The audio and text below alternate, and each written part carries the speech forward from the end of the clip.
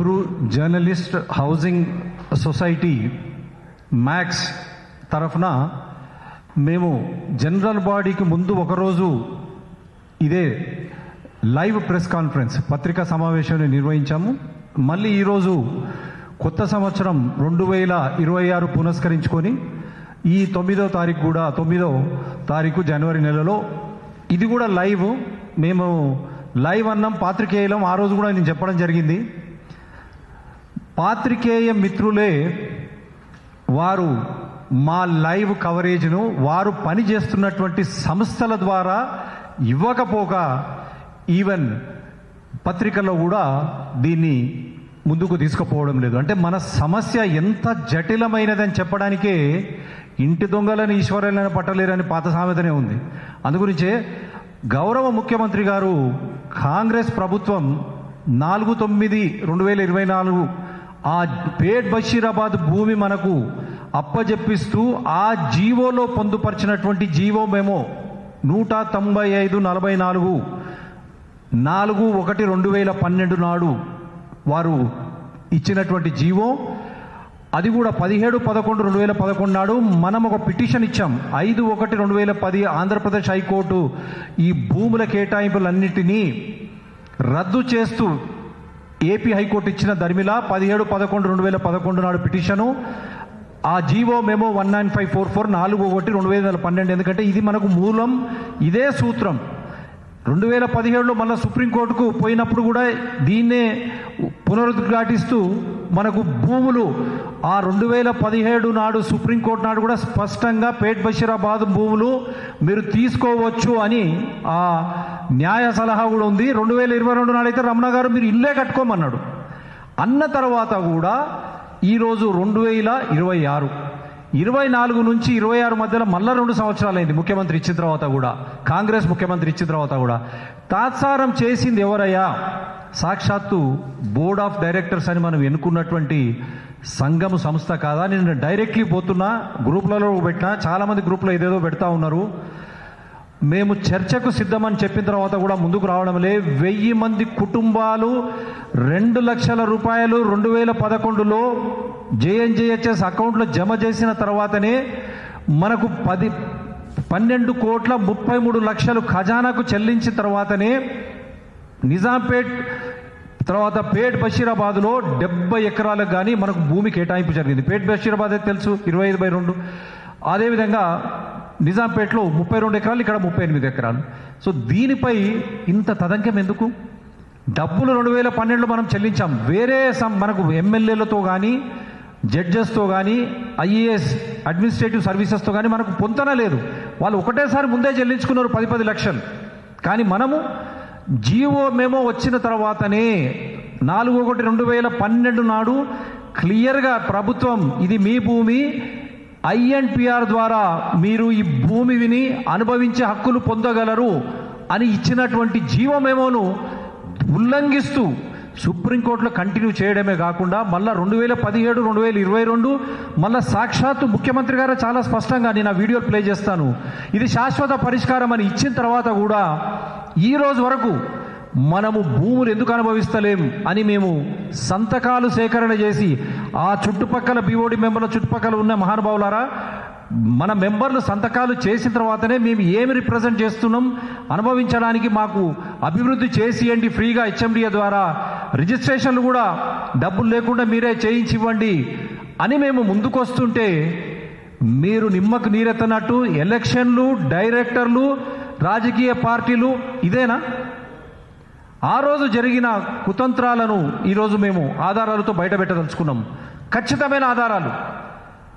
వంశీ శ్రీనివాస్ గారు, మీ పేరు తీసుకుంటున్నాను ఇక్కడ, పొద్దుటి నుంచి ప్రెస్ క్లబ్ కూడా మాకు అందుబాటులోకి లేకుండా చేసినటువంటి వైరం, దీన్ని తీవ్రంగా ఖండిస్తున్నాం. జర్నలిస్టులకండి, ఇది జర్నలిస్టులది. మన సమస్య, ఇంటి సమస్య ఉన్నప్పుడు ప్రతి పాత్రికేయుడు ఆయన పనిచేసేటువంటి సంస్థల ద్వారా ఈ అన్యాయాన్ని ఎండగట్టాలి. ఒక్క పాత్రికేయ మిత్రులైనా వస్తున్నారా? ఎందుకు రావడం లేదు? ఈ BOD అని చెప్పే వాళ్ళు మొత్తం పాత్రికేయ సంస్థలను, సంఘాలను కూడా వాళ్ళు గుప్పిట్లో పెట్టుకున్నారు. కాబట్టి ఈ ప్రెస్ కాన్ఫరెన్స్ ఆధారాలతో కుట్రలు కుతంత్రాలు ఏ విధంగా చేసినరో అది ఛేదిస్తూ మన అదృష్టం బాగుంది.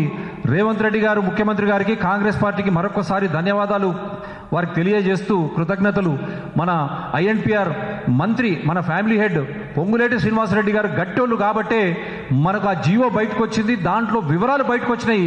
లేకపోతే మనము భూమో రామచంద్ర అని తిరిగేటువంటి దుస్థితి మనం ఎన్నుకున్నటువంటి వాళ్ళు కలిగించిందని నేను సూటిగా వాళ్ళకు ఈరోజు ఈ మీడియా ద్వారా వారికి తెలియజేస్తూ, ప్రభుత్వానికి కూడా సార్ మాకు ఇంటి దొంగలే మా వల్ల మాకు అన్యాయం చేసినారు కాబట్టి మీరు మాకు హక్కు పరంగా మీకు పేట్ బషీరాబాదు, నిజాంపేట్ కూడా ఆల్రెడీ మా దగ్గర ఉందని చెప్పి ఆ జీవో ఇచ్చిండ్రు, దాన్ని రాటిఫై చేస్తే చాలు. ఎందుకంటే పేట్ బషీరాబాద్ పోతే ముఖ్యమంత్రి గారు పొంగులేటి శ్రీనివాసరెడ్డి గారు అన్యాక్రాంతానికి ఎవడో వచ్చి ఆడ కబ్జా చేస్తూ ఉన్నాడు భూమిని. మరి బీఓడి వాళ్ళు మేము శ్రీధర్ బాబు గారికి ఇచ్చినాం, హెచ్ఎండిఏ దగ్గరికి పోయినామంటున్నారు, భూమి మీద కనుక పోవడంలే. 1000 కుటుంబాలండి అక్కడ చూశారు కదా, రైతులు కోవిడ్-19 టైంలో చలి అనక, వేసవెనక, ఎండనక ఏ విధంగా వాళ్ళు పోరాడినరు. ఆ 3 చట్టాలను వెనక తీసుకున్న మనం 1000 కుటుంబాలు ఉన్నాం. తలా కుటుంబానికి 2 వస్తే 2000 మంది అక్కడ ఉంటాం. మళ్ళీ కావలిస్తే ఇంకొక 2000 మంది అక్కడ పోయి పేట్ బషీరాబాద్లో కూర్చోవచ్చు, అక్కడ కూర్చోవచ్చు. ఎందుకంటున్నంటే సాక్షాత్తు ముఖ్యమంత్రి రేవంత్ రెడ్డి గారు, మన మీడియా చైర్మన్ మన శ్రీనివాసరెడ్డి గారి ఆధ్వర్యంలోనే ఇది శాశ్వత పరిష్కారం అని చెప్పి ఇచ్చిన తర్వాత వారికి తెలియదు అప్పటికి సుప్రీంకోర్టులో కేసు ఉందని. కేసు ఉన్నా లేకున్నా ఏపీ హైకోర్టు తర్వాత మనము ఈ 19544 జీవో మెమో ద్వారా తెచ్చుకున్నాం కాబట్టి వాళ్ళకు తెలుసు కాబట్టే వారు ఈరోజు కూడా మన ఎంబడే ఉన్నారు. ఈ మిగతా వాళ్ళు ఎందుకు రావడం లేదు అనే దానికి సూటి ప్రశ్న. 2014 నుంచి 2021 వరకు అసలు ఎన్నికలు ఎందుకు జరగలేదండి?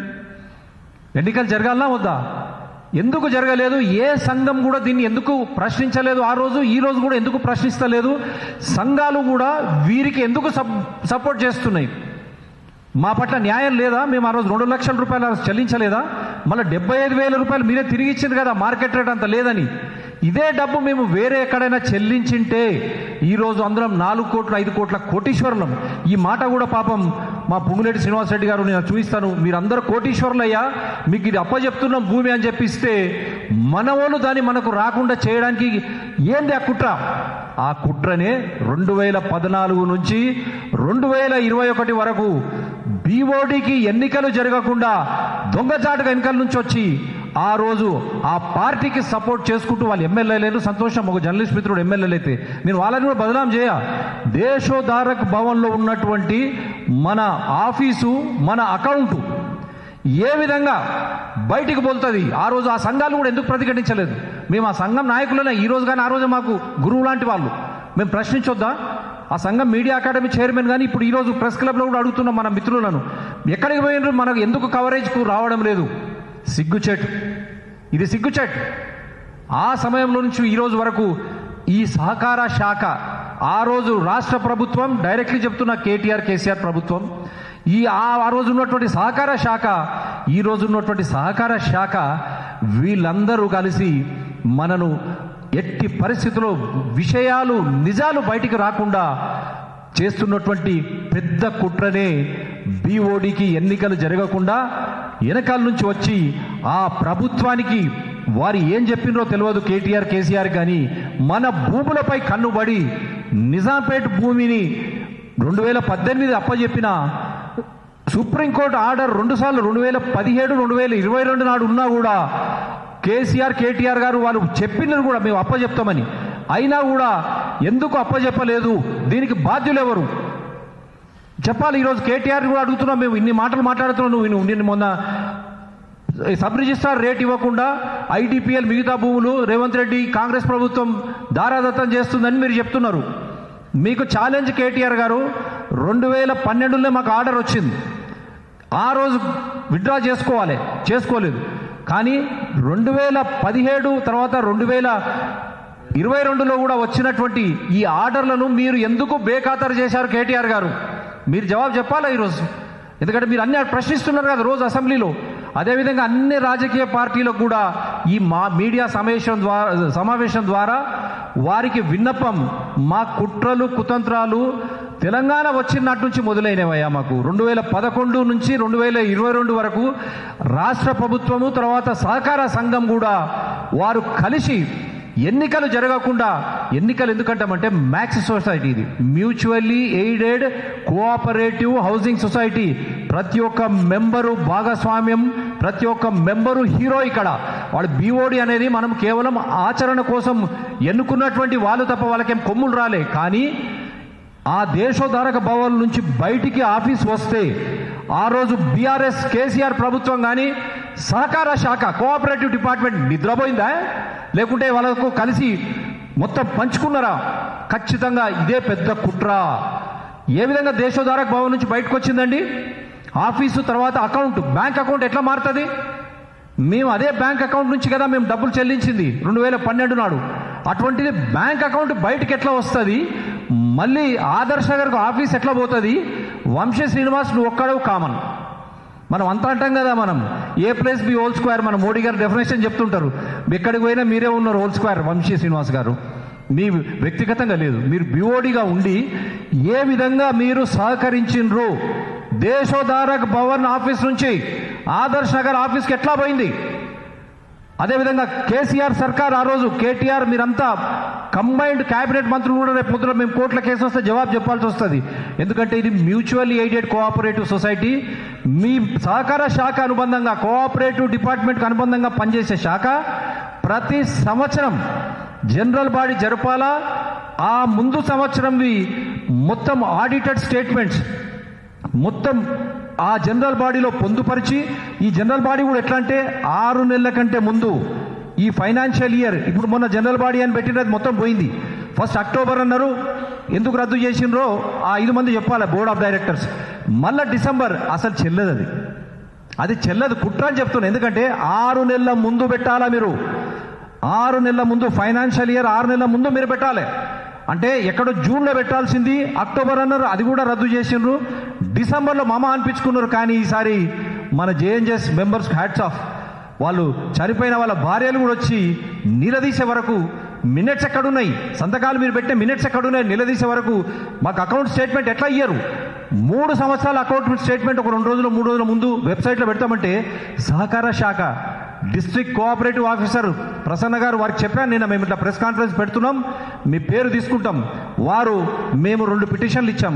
20వ తారీఖు అంటే 30వ తారీఖు అక్నాలజ్మెంట్ అక్టోబర్, ఇంకొకటి 20వ తారీఖు జనరల్ బాడీ రద్దయిన తర్వాత ఆమె వీడియోలు పెట్టమంటే ఇస్తే ఇంతవరకు ఎంక్వైరీ ఆఫీసర్ అపాయింట్ చేసింది ఆయన పేరు నేను చెప్పడంలే, ఆయన పెద్ద నాయకుడు అంటాడు, మాకు ఇగ వస్తాం అగ వస్తాం అని చెప్పి మేము ఇచ్చిన పిటిషన్ డేట్ కూడా నిల్ అంటాడు. మళ్ళీ 2022 పిటిషన్ ఏదో పెడతాడు. అంటే ఎంత అన్యాయం! ఇది కుట్ర కాదా? ఈ కుట్ర అంతా దేనికి? ఈ కుట్ర అంతా కూడా సహజంగా మనం కోర్టుకు పోయినప్పుడు కూడా కోర్టు అడుగుతుంది మీ సొసైటీ వివరాలు ఎక్కడున్నాయని. ఇది కుతంత్రం. మీరు సంవత్సరం మీరు జనరల్ బాడీ నిర్వహించుకున్నారా? ఎన్నికల ద్వారా మీరు బోర్డ్ ఆఫ్ డైరెక్టర్లు ఎన్నుకున్నారా? ప్రతి సంవత్సరం లెక్కలు పద్ధతి ప్రకారం మీరు ప్రభుత్వానికి సమర్పించిండ్రా? తర్వాత ప్రతి సంవత్సరం మెంబర్స్ లిస్టు మీరు సమర్పించిండ్రా అని అడుగుతుంది. కాబట్టి ఈ కుతంత్రానితో, ఈ కుట్రతో బీఓడి కానీ జేఎన్జేహెచ్ఎస్ మ్యాక్స్ సొసైటీని 2014 నుంచి 2021 వరకు అసలు చట్టబద్ధంగా దానికి చట్టబద్ధత లేకుండా అయోమయం సృష్టించి, మెంబర్ల మధ్యలో ఒక అఘాతం సృష్టించి, ఇక మీకు భూములు రావు, మీకు మేము ఇది ఇస్తాము అది ఇస్తాం అనుకుంటా వాళ్ళని ప్రేరేపిస్తూ, ఆ రోజు కేసీఆర్ గారు సమయం సరిపోదు ఎన్ని స్టేట్మెంట్లు ఇచ్చాడు ఇక్కడ అక్కడ అని. ఆ మత్తులో మన భూముల వెల పెరిగింది. ఆ రోజు మనం తీసుకున్న రోజు పంచాయతు రోడ్ల చుట్టూ కూడా ఎక్కడ చూసినా కూడా ఆ రోజు బొందల గడ్డలే, దోబిఘాట్లే. ఈరోజు వస్తే కూడా నిజాంపేట భూమి అట్లే ఉంటుంది, గుట్టలు కొండలు. దానికి రేట్లు రాగానే కేటీఆర్ గారు, మీరు నిజంగా బీఆర్ఎస్ పార్టీ ఈరోజు అధ్యక్షులు, గత మంత్రులు మీరు ఈరోజు బయటికి వచ్చి బహిరంగంగా చెప్పాలి. జేఎన్జేహెచ్ఎస్ మ్యాక్స్ ఆ రోజు బీఓడితో మీకు ఎటువంటి అనుబంధం లేదు, మీరు ఏ రోజు కూడా ఆ భూములపై కన్ను వేయలేదు అని మీరు చెప్పాలి. అదేవిధంగా ఎందుకు మీరు మాకు భూములు అప్పజెప్పలేదు చెప్పాల్సిన బాధ్యత మీకుంది. అందుగురించే చెప్తాం, కాంగ్రెస్ ప్రభుత్వం రేవంత్ రెడ్డి గారు గాన ఆ రోజు ఆ జీవో మరి 4/9/2024 నాడు పేట్ బషీరాబాద్ మనకు అప్పచెప్తూ ఆ జీవోలో ఈ విషయాలు పొందుపరచకపోతే మన పరిస్థితి ఏంది? అందుగురించి వారికి మళ్ళీ ఒక్కసారి చేతులెత్తి దండం పెడుతూ, అయ్యా మీరు ఇచ్చినటువంటి జీవోనే మమ్మల్ని రక్షించడానికి రండి. ఇది పెద్ద కుట్రలో భాగం, ఇది చిన్నది కాదు. ఈ భూమి విలువ ఈరోజు పెరిగి 1000 కుటుంబాలు ఏం పాపం చేసిండ్రు సార్? ముఖ్యమంత్రి గారు మీరు కానీ దాంట్లో ఇవ్వకపోతే మా పరిస్థితి ఏంది? ఈ విధంగా మా భూమిపై కన్నేసి కుట్రతో వీళ్ళు కొట్టేయాలని చేసినటువంటి అన్ని ఆధారాలు పేపర్లతో పాటు మీకు పెడతాం. ఇక్కడ రెండో పెద్ద కుట్ర, వంశీ శ్రీనివాస్ గారు మీరు ఏ విధంగా ఒక పార్టీకి విరుద్ధంగా మీరు పోటీ చేయకూడదు, అభ్యర్థులను భయపెట్టిస్తారు. మీరు ఎంత ధైర్యం మీకు? భయపెట్టిస్తారా? ఏమయ్యా తెలంగాణ కొట్లాడి తెచ్చుకున్నాం, original Telangana Congress party general సెక్రటరీని. రాత్రులు ఉస్మానియా హాస్టల్లోకి పోయి పిల్లలను వేధిస్తుంటే ధర్మ మార్గంలో శాంతియుతంగా మేము తెచ్చుకున్నాం. 3 ప్రాంతాలు బాగుంటాయి, తెలంగాణ, రాయలసీమ, ఆంధ్ర అని. అటువంటి తెచ్చుకున్న ఇక్కడ అందరూ సహకరించమంటే జర్నలిస్టులకే నువ్వు కుచ్చుటోపి పెడతావా? భయపెట్టిస్తావా? ఆ ఛార్జ్ షీట్ కోర్టు ద్వారా తీసుకొచ్చి నువ్వు పోలీసు అరెస్ట్ బుక్ చేయకపోతే ఆ ఛార్జ్ షీట్ ఏమైంది? దానిపై విచారణ ఎందుకు ఇంకా ముందుకు పోవడం లేదు? జవాబు చెప్పాలి. ఆ రోజు ప్రభుత్వం జవాబు చెప్పాలి, కేటీఆర్ గారు జవాబు చెప్పాలి, బీఓడీలో ఉన్నటువంటి అందరూ సభ్యులు, ఆ రోజు నుంచి ఈ రోజు వరకు ఎన్నుకోబడ్డటువంటి అందరు సభ్యులు జవాబు చెప్పాలి. దీనికి ఇది ఛార్జ్షీట్. ఈ ఛార్జ్షీట్ ఉండగా సహకార శాఖ ఏ విధంగా వంశీ శ్రీనివాస్ను ఎన్నికల్లో పోటీ చేయడానికి అనుమతించింది? వాళ్ళ డిస్క్వాలిఫికేషన్ క్లాజే ఉంది ఇక్కడ. ఏ విధంగా అనుమతించింది? తమాషానా? ఒక్కసారిగానే ఎన్నికలు జరగకుంటే ఆ సంవత్సరం సరి అయిన సమయంలో బీఓడి జనరల్ బాడీ సభ్య సమావేశం పెట్టకుంటే, ఆ సంవత్సరం ముందు జరిగినటువంటి ఆడిటెడ్ స్టేట్మెంట్స్ ఇవ్వకుంటే they are liable to be disqualified. అటువంటిది సహకార శాఖ ఎంత ధైర్యం! ఆ రోజు సహకార శాఖ అదే, ఈ రోజు సహకార శాఖ అదే. అందుగురించే గౌరవ ముఖ్యమంత్రి గారు పొంగులేటి శ్రీనివాసరెడ్డి గారు మీరు ఈ సహకార శాఖపై దృష్టి పెట్టండి. ఎందుకంటే మాలాగా ఎన్నో మంది సొసైటీస్ డబ్బులు కట్టి వాళ్ళు భూమికి ధరలకు రెక్కలు వస్తే మా అదృష్టమా కదా? మీరే చెప్పారు కదా పొంగులేటి శ్రీనివాసరెడ్డి గారు. కానీ ఇటువంటి అన్యాయంగా అక్రమంగా సంపాదించేటువంటి అధికారులు ఈ బీఓడి నాయకులతో, జేఎన్జేహెచ్ఎస్ మ్యాక్స్ సొసైటీ బీఓడి నాయకుల ముసుగులో మా సంపదను, అదృష్టాన్ని కొట్టేయాలని చూస్తున్నారు. కాబట్టి మీరు ఒక విచారణ తక్షణమే మీరు ఆర్డర్ చేయాలి గౌరవ ముఖ్యమంత్రి గారు, పొంగులేటి శ్రీనివాసరెడ్డి గారు. అదేవిధంగా మీరు పేట్ బషీరాబాద్ ఇది రెండవది. మొదలేమో క్లియర్గా చెప్పాం ఏ విధంగా 2014 నుంచి 21 వరకు ఎన్నికలు జరగలేదు, దొంగతనంగా బీఓడి ఏ విధంగా వారు ఆ 8 సంవత్సరాలు నిర్వహించారో. సహకార శాఖ ఉట్టి ఉంది. కేసీఆర్ కేటీఆర్ ప్రభుత్వం ఉట్టి ఉండడానికి కారణం కేటీఆర్ గారు, మీరు, మీ సిస్టర్ ఎమ్మెల్సీ కవిత వారికి పంపించాను ఇంతకుముందు వచ్చే ముందు. మీరు పేట్ బషీరాబాద్ భూమిపై కన్నేసిందని సాక్షాత్తు యూనియన్ మినిస్టర్ బండి సంజయ్ చెప్పడం నిజం కాదా? కన్నేసిందా మీరు? ఎక్కడికి పోదు సార్, మీవి అన్నీ ఉన్నాయి. ఆ రోజు అఫిడవిట్లు తీస్తాం, ఎన్నికల అఫిడవిట్లు. ఏ రోజు మీరు అమెరికా నుంచి వచ్చిండ్రో మీరు ఎన్నికల్లో ఇచ్చినటువంటి అఫిడవిట్లో మీరు కానీ మిగతా పార్టీకి సంబంధించిన వివరాలు అన్నీ ఉన్నాయి మా దగ్గర. ఈ ఆస్తులు ఎక్కడి నుంచి వచ్చినావో, ఏ కంపెనీ నుంచి ఇంతవరకు మేము వ్యక్తిగతంగా పోలేదు. కానీ పోయేటట్టు మీరు చేస్తే అది మీ ఇష్టం. ఇప్పటికైనా మీరు బయటికి రావాలి, వచ్చి అన్ని రాజకీయ పార్టీలు కలిసి మాకు జరిగిన ఈ అన్యాయం ప్రభుత్వ పరంగా, మా బీఓడి సభ్యులు వారి పరంగా, తర్వాత సహకార శాఖ పరంగా ఇంత పెద్ద ఎత్తున మోసము, కుట్ర, దగ హైదరాబాద్ నడిబొడ్డున ఇటువంటి సోమాజిగూడ ప్రెస్ క్లబ్ మెంబర్లను కూడా మాపై జరుగుతుంటే నిమ్మకు నీరెత్తనట్టు ఎట్లుంటారండి? ఇది అన్యాయం కాదా? తర్వాత మా వాళ్ళ సంగతి కూడా చెప్పాలి. ఇంటి గుట్టును ఈశ్వరుడైనా బట్టలేనంటారు కానీ మా లక్ష్మణుకి షరీఫ్ గట్టిగా నేనేమనంటే ఇక మళ్ళీ ఎగబడతారు. ఇక మంజులమ్మనేమో మేము కంట్రోల్ చేసుకున్నాం. కానీ అయితే రమణ్ రావు గారు ఒక పిటిషన్ ఇచ్చారు. సార్ 2023 నాటి పిటిషన్. మీరు 2014 నుంచి 2021 వరకు ఎందుకు సహకార శాఖ ఎన్నికలు, బీఓడి ఎన్నికలు జరపలేదు? వ్యాలిడ్ స్టేట్మెంట్స్, ఆడిటెడ్ స్టేట్మెంట్స్ ఎందుకు ఇవ్వలేదు? ఇది ఎంతవరకు కరెక్టు అని ఒకటి రమణ్ రావు గారు జేఎన్జీ టీం అని ఇచ్చిండ్రు. అది సహకార శాఖకు అందరికీ ఆయన కాపీ చేసిండు. ఆ కాపీ అఫీషియల్ కాపీ మా దగ్గర ఇక్కడ ఉన్నది. దాంతోపాటు వారు ఛార్జ్ షీట్ కూడా అప్పుడున్నటువంటి డైరెక్టర్లు ఎవరు ఛార్జ్ షీట్ కూడా వాళ్ళు కంప్లైంట్ ఇచ్చిండ్రు. మరి ఈ కంప్లైంట్ ఏమైనా, ఈ 2 కంప్లైంట్లు ఏమైనా చెప్పాలి కదా. ఇది కూడా కరెక్టే కదా. మీరు 2023 నాడు మీరు ఎన్నికలకు వచ్చినప్పుడు మీకు అన్నీ తెలుసు. వంశీ గురించి, వంశీ ఏంటంటే నిమ్మకాయల వంశీ శ్రీనివాస్ గారు, ఎందుకంటే పేరు వాళ్ళ ఇంటి పేరు కూడా చెప్పాలి. మళ్ళీ వంశీ శ్రీనివాస్ అంటే వేరే ఎవరెవరో వచ్చి మళ్ళీ నా మీద కేసు వేయగలరు. నిమ్మకాయల వంశీ శ్రీనివాస్ గారు వారిపై ఛార్జ్ షీట్తో పాటు వారు సహకార శాఖకు కానీ మిగతా ముఖ్యమంత్రితో పాటు అందరికీ ఆ రోజు రమణ్ రావు గారు ఆ టీం అంతా పంపించారు. సూటి ప్రశ్న వాళ్ళకు కూడా, మీరు ఛార్జ్ షీట్ వేసిన తర్వాత ఎలక్షన్ కమిషన్ కూడా కేసు నిమ్మకాయల వంశీ శ్రీనివాస్పై పెట్టిన తర్వాత ఆ కాగితం తీసుకపోతే ఆయన డిస్క్వాలిఫై అవుతాడో, ఎన్నికల్లో అసలు పార్టిసిపేట్ చేయడానికి వీల్లేదు. ఇక్కడ క్లియర్గా ఉన్నది, మీకు అన్ని చూపిస్తాను దీంట్లో ఫ్యాక్ట్స్. కానీ మీరు దాన్ని ఎందుకు నొక్కి వీడు డిస్క్వాలిఫై కావాలి, మోసం చేసిండు అని ఎందుకు చెప్పలేకపోయారు?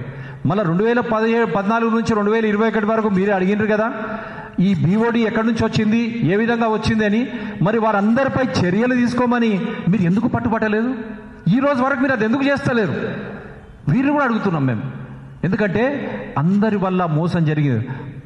వారితోన కొద్దిగా మళ్ళీ మనవారే వీళ్ళు కూడా వెనక నుంచి పెట్టిండ్రు కాబట్టి వీళ్ళని కూడా సూటిగా charge sheet election commission complaint ఉన్న తర్వాత నిమ్మకాయల వంశీ శ్రీనివాస్ ఏ విధంగా ఎన్నికల్లో బీఓడి ఎన్నికల్లో పోటీ చేసిండు. అసలు ఈ నిమ్మకాయల వంశీ శ్రీనివాస్ ఎప్పుడు చూసినా ఎన్నికలు ఎందుకండి? నేను అక్కడ పోతా ఇక్కడ ఎందుకంటే ఆయనకు నిజంగా అడుగుతున్నా సూటిగా. మరి అటువంటి ఛార్జ్ షీట్ ఉంది ఆయన పైన, ఆయనను కూడా నేను బదలాం చేయదలుచుకోలేదు నిమ్మకాయల వంశీ శ్రీనివాస్. ఇప్పుడు నెక్స్ట్ ఘట్టానికి వద్దాం. రమణ్ రావు గారు మిగతా టీం చేంజ్ టీం ఎవరైతే ఉన్నారో కంప్లైంట్ ఇచ్చారు కదా, మీరు ఇచ్చినప్పుడు ఆయనను క్వాలిఫై చేయడానికి మంచి ఛాన్స్ అది. బీఓడిగా వేరే ద్వారా వచ్చి ఎన్నికలు జరగకుండా, ఆడిటెడ్ స్టేట్మెంట్స్ ఇవ్వకుండా, సంవత్సరం మెంబర్స్ లిస్ట్ ఇవ్వకుండా చేసినటువంటి వాళ్ళందరూ డిస్క్వాలిఫై అవుతారు. మీరు ఈ కంప్లైంట్ మీరు ఎందుకు ముందుకు తీసుకుపోలేరని మీడియా పరంగానే అడుగుతున్నాం. అందుగురించే ఈ లోపాలన్నిట్లో కుట్రలు కుతంత్రాల మధ్య ఇంత తాత్సారం జరిగింది. కాబట్టి ఈ మీడియా సమావేశం ద్వారా గౌరవ ముఖ్యమంత్రికి విన్నపము, అదేవిధంగా పొంగులేటి శ్రీనివాసరెడ్డి గారికి, మా మీడియా చైర్మన్ శ్రీనివాసరెడ్డి గారికి కూడా వారు కూడా విన్నపం, మిగతా సంఘాలు ఈరోజు ఇటువంటి వాళ్లకు మొత్తం ఆ రోజు support Vamshi Srinivas and team అని చెప్పి ప్రతి పత్రిక వాళ్ళు దాని సంస్థ నుంచి, మీడియా సంస్థ నుంచి వచ్చిన ఆ జర్నలిస్టులకు అందరికీ మేము నోటీసులు ఇస్తాం.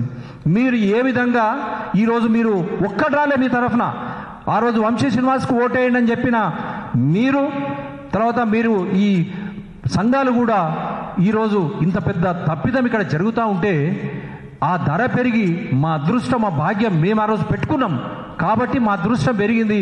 కాంగ్రెస్ ప్రభుత్వం, ఆ రోజు కాంగ్రెస్ ప్రభుత్వం వల్ల ఈరోజు కాంగ్రెస్ ప్రభుత్వం రేవంత్ రెడ్డి గారి రూపంలో మాకు న్యాయం చేసి వాళ్ళు ముందుకు తీసుకుపోతుంటే, ఇక్కడ వీళ్ళు వెనకాల నుంచి రోజు గుంజుతూ ఉన్నారు.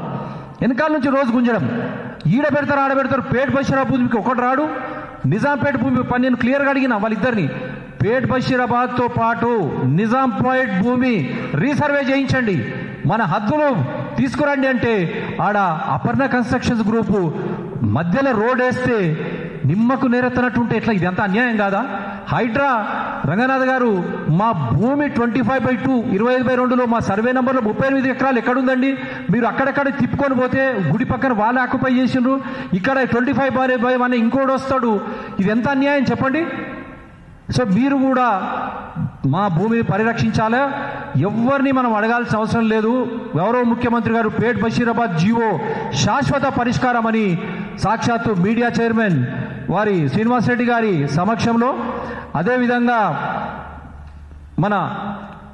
మన ఇంటి పెద్ద పొంగులేటి శ్రీనివాసరెడ్డి గారు, అప్పుడున్నటువంటి ఐఏఎన్పిఆర్ కమిషనర్, నిజంగా హనుమంతరావు గారు వారు ఎక్కడున్నా మీకు నమస్కారం సార్. మీరు శ్రమపడి ఆ జీవోలు అన్ని పొందుపరచకపోతే మేము గోవిందా సార్, మీరు ఎక్కడున్నా. ఇప్పుడు వచ్చిన కమిషనర్ గారు కూడా వారు కూడా దాంతోపాటు అక్కడ ఒక చర్చ్, ఇంకోటి మానేటి శ్రీనివాస్ చర్చ్ అని 2000 గజాల్లో వాడు చర్చ్ కడతాడండి. ఇదెంత అన్యాయం అండి? ఏం శ్రీనివాస్ గారు, వంశీ శ్రీనివాస్ గారు బీఓడి మెంబర్స్. అందుగురించే మేము ఇంకా రాలే, వాళ్ళు ఆడపిల్లలు వాళ్ళ భార్యలు మాట్లాడినరు, మన వాసు గారు వాళ్ళందరూ కూడా వారు ఒకటే అన్నారు, సార్ మీరు ముందుకు వస్తున్నారు, ఈ అన్యాయానికి పాల్పడ్డవారు 70 ఎకరాల కొద్దిగా లోటైన ఈ బీఓడిగా చేసిన వాళ్ళు, వాళ్ళకి ఈరోజు మద్దతు జరిపే వాళ్ళు, వాళ్ళకి ఎవరికి కూడా భూమి ఇవ్వకండి మీరు అని చెప్పి వారు ఖచ్చితంగా మమ్మల్ని ఆదేశించారు. మాకు ఫోన్లు కూడా వారు చేయడం జరిగింది. మీరు బాధ్యత వహించాల్సి వస్తుంది. దాని తర్వాత ఇక్కడ ఎంక్వైరీ విచారణకు డిమాండ్. ఎం రవిరెడ్డి గారు వీరు ఎవరెవరైతే సపోర్ట్ చేసిండ్రో మీరే చెప్పాలి సార్. ఇంత పెద్ద కుట్రలు కుతంత్రాలకు మేము బలైతుంటే మీ దాంట్లో కవరేజ్ ఎందుకు రాదండి? ఎం రవిరెడ్డి గారు resident editor the Hindu, M Muralikrishna executive editor TV nine, R Ravikanth Reddy political editor the Hindu, Rajasekhar CEO NTV, Venkat Krishna executive editor ABN, Koradi Mahesh senior assistant editor Times of India, Rajender news editor TV, Undur Narasimharao Hyderabad city incharge Eenadu, K Yadagiri Reddy గారు managing editor Sakshi TV, తర్వాత N Bhargav principal correspondent Andhrajyothi, Vijayanarayana TV five, Srikantharao గారు bureau chief Sakshi, Udumala Sudhakar Reddy గారు times of India. పాపం ఈయన మాకు చాలా సహకరించారు. ఈయన అప్పుడు యాదగిరి గారు అని ఆ రోజు వాళ్ళు లేకపోతే అసలు ఈరోజు ఈ లిస్టే లేదు వారికి. కానీ మీరు కూడా వచ్చి వంశీ శ్రీనివాస్కు ఓటేయమని చెప్పారు కదా సార్. మరి ఇన్ని కుట్రలు చేసిన వంశీ శ్రీనివాస్ ఎప్పుడో డిస్క్వాలిఫై కావాలి. 2012 నాడు ఎప్పుడైతే మనకు ఏపీ హైకోర్టు తర్వాత జీవో మెమో ద్వారా మనకు డబ్బులు కట్టిన తర్వాత ఆ రోజు ఆయన సుప్రీంకోర్టుకు పోకుండా ఉండింటే మనకు ఇబ్బంది లేదు. కానీ మళ్ళీ 2014 నుంచి 2021 వరకు దొంగతనంగా బీఓడిని ఎన్నుకోనటువంటి బీఓడిని దేశోధారక్ భవన్ బషీర్బాగ్ నుంచి ఆఫీస్ షిఫ్ట్ చేసి అకౌంట్ షిఫ్ట్ చేయడం వల్ల ఈరోజు అతను డిస్క్వాలిఫై కావాలన్నా లేదా? వీళ్ళందరూ సిరాజ్ ఫరూక్ సాహెబ్, బి చంద్రశేఖర్ గారు, సిహెచ్ రవి, సుందర్ శర్మ గారు, తర్వాత ఇదంతా Fazil all senior video journalist, all senior అన్ని పెట్టుకున్నారు. కేశవరావు గారు, కృష్ణమోహన్ గారు, నసీర్ గ్యాస్, షాజీవుల్లా ఫిరాసత్, వేణుమాధవరావు, శ్రీనివాస్ గారు, శివప్రసాద్ గారు. మీకు వ్యక్తిగతంగా మాకు మీతో ఏం వైరం లేదు. మీలాగానే మేము కూడా జర్నలిస్టులమే. మేము డబ్బు కట్టి మేము తీసుకున్నటువంటి ఆ భూమి దానికి మార్కెట్ ప్రైస్ ఈరోజు పెరిగితే మాదే తప్పు. మీరు ఆయన నిమ్మకాయల వంశీ శ్రీనివాస్కు సపోర్ట్ చేయండి, ఆయన బీఓడికి సపోర్ట్ చేయమండి. మీరు బహిరంగ ప్రకటన చేశారు కాబట్టి మీరు కూడా ఈరోజు బాధ్యులా కారా? ఇటువంటి ఆర్టికల్స్ మీరు ఎందుకు మీ దాంట్లో ప్రచురిస్తలేరు, మీ మీడియాలో చూపిస్తలేరు? డిస్క్వాలిఫై కావాల్సినటువంటి నిమ్మకాయల వంశీ శ్రీనివాస్ను మీరు ఏ విధంగా ప్రోత్సహిస్తున్నారు కూడా. ఇది పెద్ద కుట్ర. అందుగురించి మొత్తం యావత్ ముఖ్యమంత్రి గారి కార్యాలయంతో పాటు అందరు వినాలనే మేము ఇది చెప్తా ఉన్నాం. మా కుట్రల కుతంత్రాలకు వీరంతా భాగస్వాములైనరు. మీరు మటుకే మాకు ఆ జీవో పేట్ బషీరాబాద్ జీవో 2024లో మీరు అప్పచెప్పకపోతే ముఖ్యమంత్రి రేవంత్ రెడ్డి గారు మా పని అదో గోవిందా. ఎందుకంటే సమాచారం లేదు. మీరు ఆ పొందుపరిచినటువంటి విషయాలు ఒకటొకటి మేము పైకి తీసుకుపోతూనే మేము ఈరోజు ఇక్కడ వచ్చి మాట్లాడగలుగుతున్నాం. అందుగురించే కాంగ్రెస్ ప్రభుత్వానికి, గౌరవ ముఖ్యమంత్రి రేవంత్ రెడ్డి గారికి, పొంగులేటి శ్రీనివాస్ రెడ్డి గారికి, మరి ముఖ్యంగా మా మీడియా చైర్మన్ శ్రీనివాస్ రెడ్డి గారికి, అప్పుడున్నటువంటి ఐఏఎస్ హనుమంతరావు గారికి, అప్పుడున్న మేడ్చల్ పాపం ఆయన కలెక్టర్ మల్కాజ్గిరి, వాళ్ళు కూడా సహకరిస్తున్నారు. కానీ వీళ్ళే ఇక్కడ ఉంది అక్కడ ఉంది. ఇంకోటి కూడా ఈ మిత్రులు, పాత్రికేయ మిత్రులు, నిమ్మకాయల వంశీని సపోర్ట్ చేసిన వారు, ఇదే వంశీ బీఓడిలోనే అక్కడ ఒక కాగితం రిలీజ్ చేసిండు. అది కూడా చూపిస్తాను మీకు. అసలు ఏది లేవు అక్కడ పేట్ బషీరాబాద్ ఆక్రమణలు అన్ని ఉట్టివి, అదంతా గవర్నమెంట్ ల్యాండ్ అని చెప్పి అన్న వ్యక్తి మళ్ళా ఆక్రమించిండ్రు అని చెప్తుంటే మీరు క్రాస్ చెక్ చేసుకోరా సార్? మీరే చెప్పండి. 2014 నుంచి 2021 వరకు ఇదే వంశీ శ్రీనివాస్ కామన్గా ఉండి ఆ బీఓడిని ఆఫీస్ను షిఫ్ట్ చేస్తే మీరు ఏ విధంగా అతనికి సపోర్ట్ చేశారు సార్? ఇది అన్యాయం కాదా? చట్ట వ్యతిరేకం కాదా? అతను డిస్క్వాలిఫై కావాలన్నా వద్దా? 1000 మంది మా పరిస్థితి ఏంది సార్ ఈరోజు ఆ జీవో రాకపోతే? అదేవిధంగా మనం ఎలక్షన్ కమిషన్ ఛార్జ్షీట్, ఇవి రెండు ఉండగా ఒక వ్యక్తి ఏ విధంగా కంటెస్ట్ చేయగలుగుతాడు? సహకార శాఖ అప్పటి రాష్ట్ర ప్రభుత్వం దీంట్లో కుట్రలో భాగం కాదా? మీరు ఇప్పటికైనా బయటకు వచ్చి వాళ్ళను ప్రశ్నించరా? మా పట్ల మీరు నిలబడరా? మళ్ళొక్కసారి ఈ మీడియా కాన్ఫరెన్స్ దగ్గర ఎవరైతే సపోర్ట్ చేశారో వారి అందరినీ కూడా మేము చెప్పేటువంటి ఈ విషయాల్లో నిజంగా విషయముందా, నిజముందా, దీంట్లో చట్టపరంగా ఆధారాలు ఉన్నాయా మీరు విశ్లేషించండి. పిలవండి, మేము వస్తాం. మీరు ఏ ఛానల్కి పిలిచినా వస్తాం. విశ్లేషించి వారిపై మీరు ఏం చర్యలు తీసుకుంటారు. అప్పుడు ఉన్నటువంటి ప్రభుత్వం, మంత్రులు, సహకార శాఖ ఉద్యోగులు, ఇప్పుడున్నటువంటి సహకార శాఖ ఉద్యోగులు వాళ్ళు ఏ విధంగా ఇటువంటి ఇల్లీగాలిటీస్ వీటికి వారు తోడున్నారో మీరు వారిని ఎండగట్టండి. ప్రభుత్వం డెఫినెట్గా మా పక్షానే ఉంటుంది. ధర్మ పోరాటం, ధర్మం గెలవాలండి. ధర్మం గెలవకపోతే లోకం నాశనం అయిపోతుంది. సో అందుగురించే మేము ఇంకా వేరే విషయాలు ఏది కూడా ఎమ్మెల్సీ కవిత మీరే చెప్పారు, మరి మీరు మీ బ్రదర్ కన్నుందంటున్నారు, కానీ మీరు 70 ఎకరాలు మీ కేటీఆర్ ఇచ్చిందని చెప్తున్నారు కదా, సెయింట్ గోబెన్ వాసవి క్లబ్, మరి దీనిపై కూడా ప్రశ్నించరా? రెండవది, ఆ రోజు వంశీ శ్రీనివాస్ గారు మేము ఛాలెంజ్ చేస్తున్నాం, 70 ఎకరాలు కేటీఆర్ వాసవి గ్రూప్ అప్పచెప్పలేదా? ఇదే కేసీఆర్ బీఆర్ఎస్ పార్టీకి పుప్పాలగూడలో 13-14 ఎకరాలు ఇవ్వలేదా? అట్లా ఎన్ని ఉన్నాయి?